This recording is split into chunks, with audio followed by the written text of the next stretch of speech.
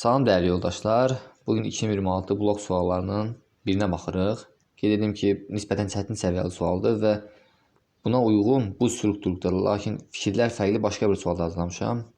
Əvvəlcədən işləyin, daha sonra izahlara baxarsınız. Baxaq. Həmzənin qıratı qaçılması qoluna əsasən bizdən uyğunsuzluğu istəyir. Həsən Paşa, qıratı Koroğlunun əlindən çıxarılması ilə lovğalanır. Doğru fikirdir. Qarı, keçən Həmzənin qıratı qaçılmasını igidlik hesab edir. Bu da doğru fikirdir. Deyir ki, Həmzə bəy Hasan Paşanın kürəkənidir. Çox igid adamdır. Koroğlu kimi bir adamın atını gətirib.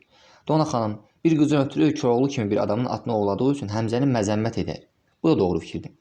Həmzəyə deyir ki, sən heç utanmadın, Koroğlu kimi bir igidin atını gətirdin, oğurladın. Koroğlu qıratın buxovunun açarını Həmzəyə verdiyinə görə peşman olsa da, bunu dəllərə etiraf etmədən çəkinir. Bu da yanlış fikirdir. Etiraf edir, yəni peşman olduğunu etiraf edir.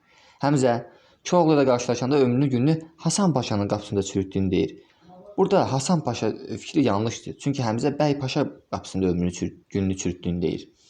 Yəni ona görə bir söz belə burada fikrin doğru və yanlış olduğunu bizə müəyyənləşdirməyə imkan verir. Bizdən uyğunsuz fikirlər əsirdir. Cavab 4-5. Baxırıq növbəti suala. Yəni strukturlar eynidir növbəti sualda, sadəcə fikirlər fərqlidir. Burada da bizdən uyğunsuz fikirlər istəyir. Hasan Paşa Koroğlunun üzərinə üç tərəfdən qoşun çəkmək fikrini irəli sürür. Doğru fikirdir. Bolu bəy namərdlik edərək Koroğlunun arxadan başından vurur.